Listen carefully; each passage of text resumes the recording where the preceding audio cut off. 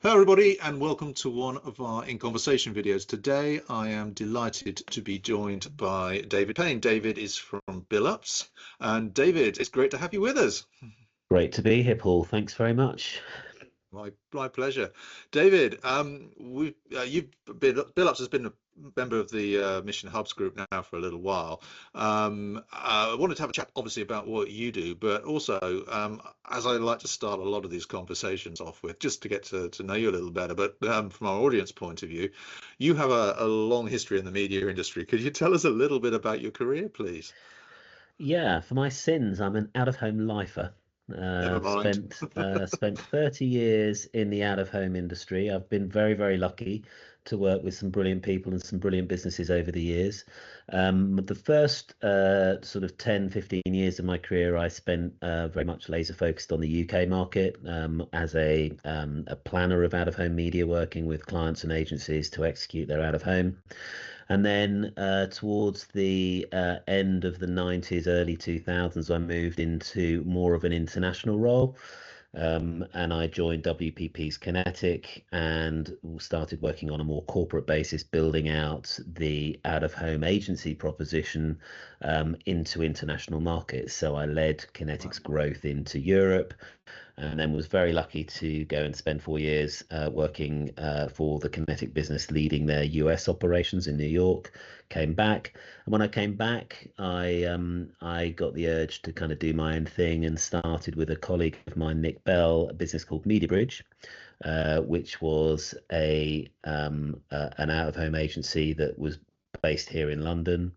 And the aim there was to build out a proposition that was very much largely focused on independent agencies. Having worked within the corporate world, I felt that there was a real opportunity to serve the needs of indies.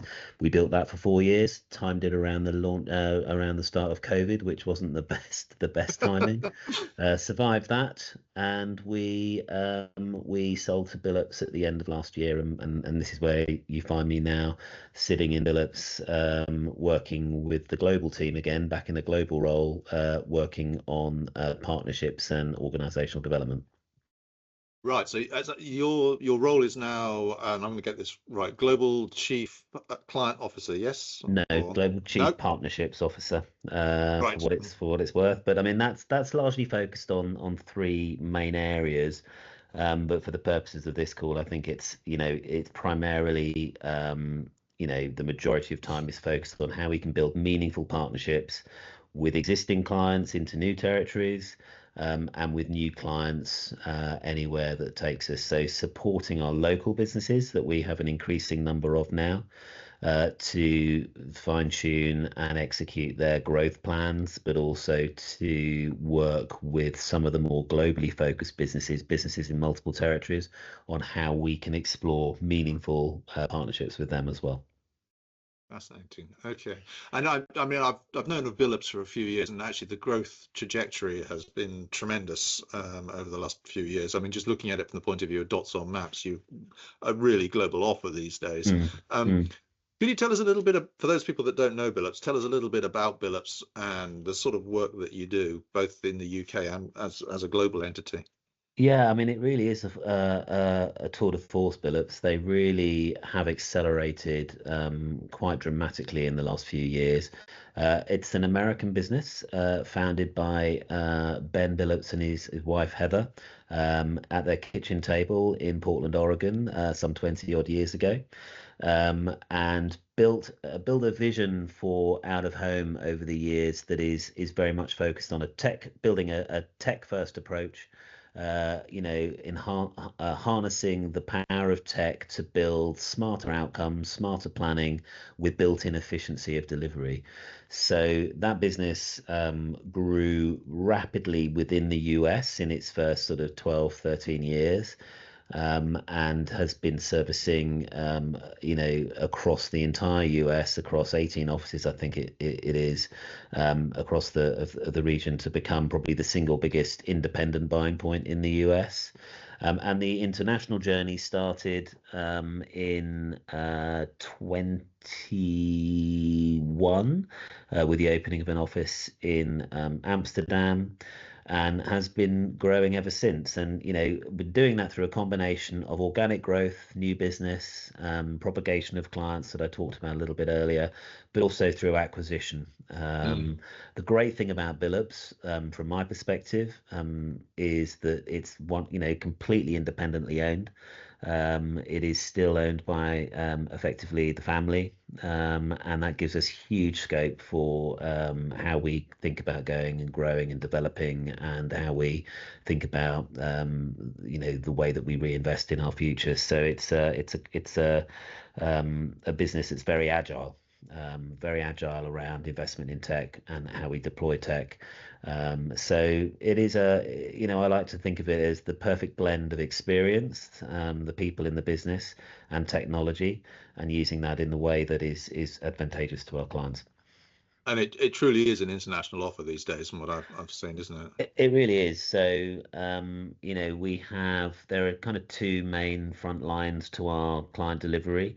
As I say, everything's founded in the technology that we use, and the technology at this stage is internal. So everything that we offer is a managed service around our tech, and our tech is called the Billups app, and that has several different entry points. But the plan, the vision behind the Billups app is that it's a 360-degree solution, whether that is access to the multiple data sets, including clients' own data, of course, then powering a more traditional, then using that data and so on to power a more traditional buy, the kind of the buys that were, that I was doing, all those years ago when I started in the industry, and obviously now, building out our own capabilities around programmatic.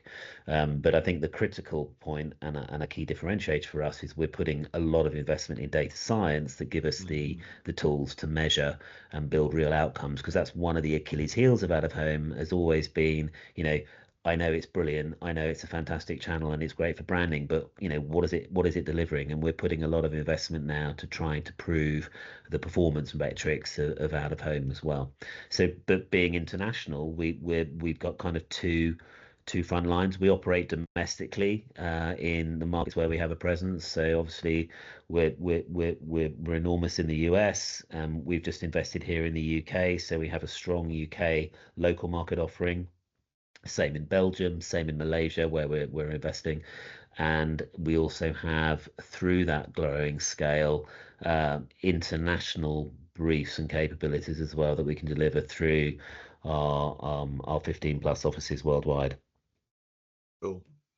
I have to say that, I mean, I was when I think it was you and I talked, or was it maybe Jason, and you sort of went through the technology that you guys have. I mean, for me, last time I did out of home, we was talking cross tracks on the underground. I mean, it was a long time still ago. There. Still there. Still love them. Yeah, but you're doing amazing stuff. I mean, sort of, I remember looking at a piece where you could actually work out the sort of height of somebody who was looking at a poster from a freeway and work out how the views were and all the rest of it. I mean, how do you see the technology developing in the in the next 6 months or so, in a year or so? I mean, AI must be on the agenda for sure. It very much is, and when you come and see us on the 13th of November, you'll be telling you all about it. But I think, look, I mean, we live in a world now where there is, a huge amount of location data that we can garner, whether that's, literally a reference point to a piece of inventory, point of interest, a retail location, and then of course people's own mobility data, and we have a lot more insight into and a lot more ability to build audiences using mobile data and other data sets such as AdSquare to actually really understand those movement behaviors. And you combine that with the ubiquity now of digital formats. The communication power of out of home is really enhanced to what it was even 5-6 years ago. So a brand's ability to engage with out of home is no longer limited to a 5-10 day cycle. It can be limited to day part. It can be limited to single days. It can be limited to being triggered by key events. So there's a lot of talk about DCO, digital content optimization, within the channel. But I think where it's heading is full automation across, Yeah. that's the holy grail for the industry worldwide.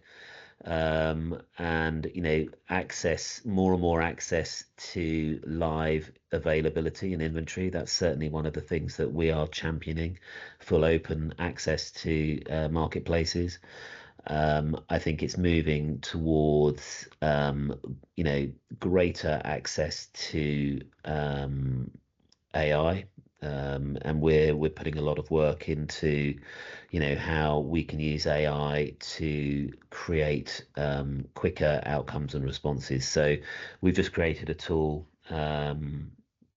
which is currently in final testing phase for something very simple like creative optimization. So we can work with agencies now, creative agencies, just by putting in a very top line piece of content and saying, how does this look on 3 or 4 different formats? And the AI understands those formats, understands the environment, and you can see almost instantaneously a mock-up of that channel. But the other, I talked about measurement, and I talked about performance. One of the when we're buying for brands across multiple territories, international brands, one of the great challenges is measurement and how we're able to understand, the performance of a campaign in each individual market. Some of those measurement tools that we're bringing to the forefront now enable us to provide clients with insights across multiple market buys, whereas before you kind of had to stick your finger in the air and say, right, well, we can get you this many impressions in France, we're giving you this amount of reach in London, and we think there's going to be a footfall past this poster in Abu Dhabi, and you've got 3 very different measurement metrics. Now we're beginning to bring modeling to that to enable us to have one common currency of our own, a proprietary currency of our own, to say, right, this is the number of impressions that we're reaching, and so on and so forth. Wow, I mean that's a real game changer. I mean, It can be, and we've got we're producing something called attention dashboards, which enables us to sort of look at, rather than looking at historically, using historic models about reach and frequency, we can back that up in a number of markets and an increasing number of markets over time about real-time reporting on the attention that a campaign garners as well. oh, But um, that's still coming down the pipes, but it's in action in a couple of our markets, and we'll roll out into more and more in the future. well, I look forward to learning more at your event in next month. I mean, David, you and I have been in the industry for a while now, and if you stick around long enough in anything, it comes full circle, right? Mm. But I'm wondering, when you look at the media industry today, from an agency point of view, um, what do you think's happening out there? I mean, there's a lot of talk on the creative agency side about, particularly with the holdcos and mergers and bits and pieces. But from a media agency perspective, what do you think is going to happen over the next few months or so? Good time to be an indie. I think it's and that's certainly uh, been an area for us where we've, I think I'm not sure if I said this at the beginning of our conversation, but one of the sweet spots for us as Billups is we work as part of an agency team. So we're often the agency of an agency, if you like. So we might work with a mission agency to support their out of home needs, whether that's a fully whether that's white label or whether that's as part of an integrated team. I think we're seeing a real growth in the way that indie agencies are developing their business. And I think there's a lot of appetite from clients for sort of hungry, independently minded agencies. I think there's a bit of soul searching and recovery that's needed in corporate land, perhaps. Yeah, I think we chatted, I think last time we spoke about is media and creativity going to converge again? yeah, I'm certainly seeing that we've just done some work for a, quite famous creative brand agency who are putting a media department together. Similarly, one of our big independent agency partners is putting a lot of investment into building out some kind of creative and production facility as well. So you can see kind of evidence of that. Whether or not it's going to go back full circle completely, I don't know. But you certainly, automation, the the sort of stuff that I've talked about around our own investment in that place is definitely still very much at the fore. And I think where we're seeing a lot of growth as well is with digital agencies who are, I suspect, thinking that they want to be seen going beyond being just digital agencies or performance agencies, and actually they might not be getting involved in every pitch that they can because they're seen as a performance agency. So perhaps they are thinking more about how do we get a bite of that full service strategic planning. And I hope to see a kind of a preservation of the craft of planning media as well. And That would be that's nice. when when I joined the world of advertising, it was at the very early inception of media and creativity going their separate ways.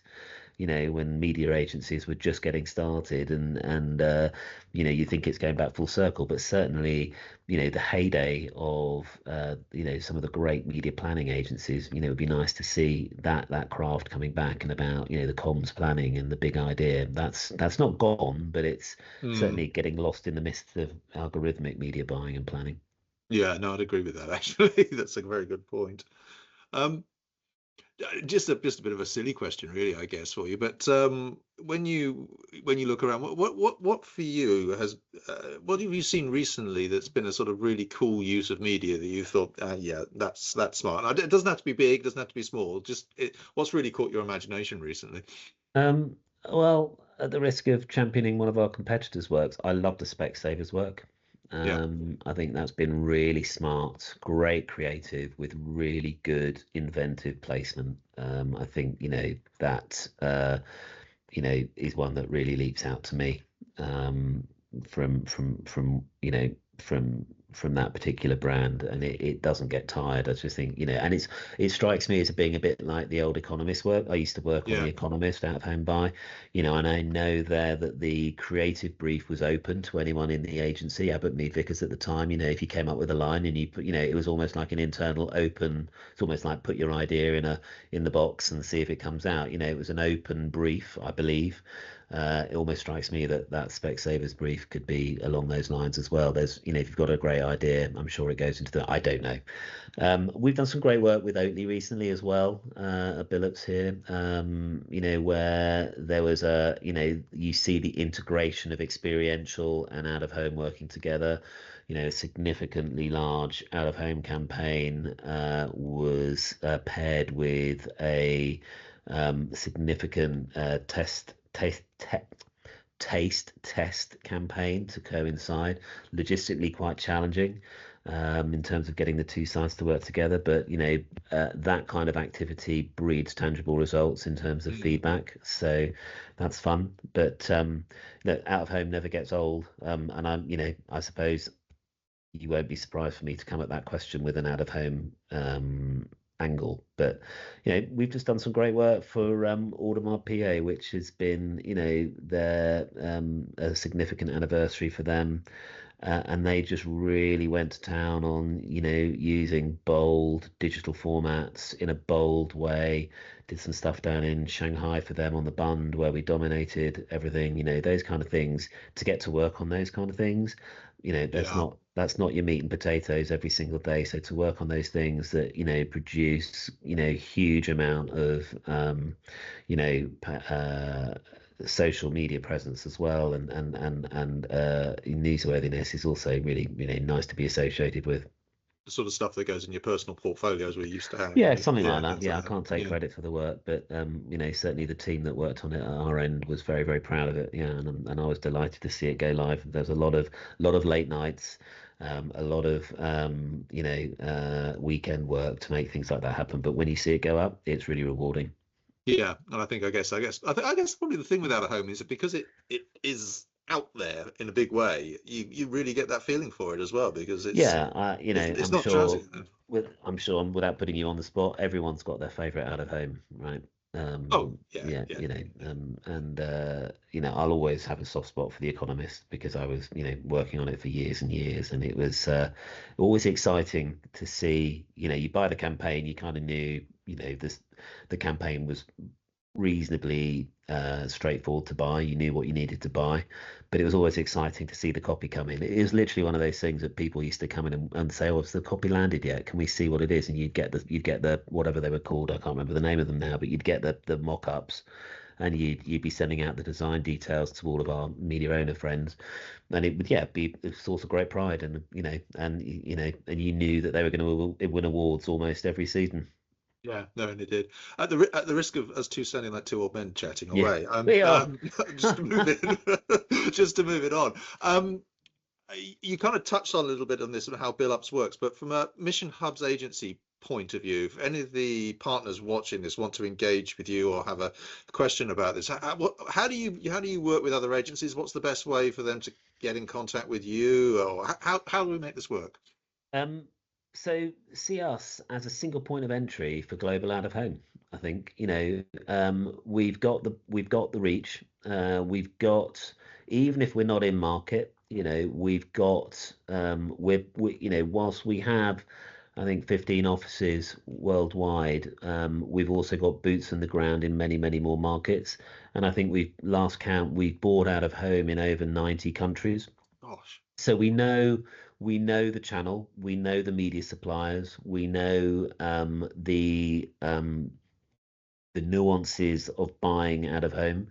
So even if a Mission Hubs member is not seeing a Billups local market, we can still help and buy the out of home. And we buy at scale globally, so we're able to deliver on price. But I think if you see us as a single point of entry, depending on where you are, you'd have a dedicated team. You'd have full access via the team, via our team to our smarts and our skill sets and our tech.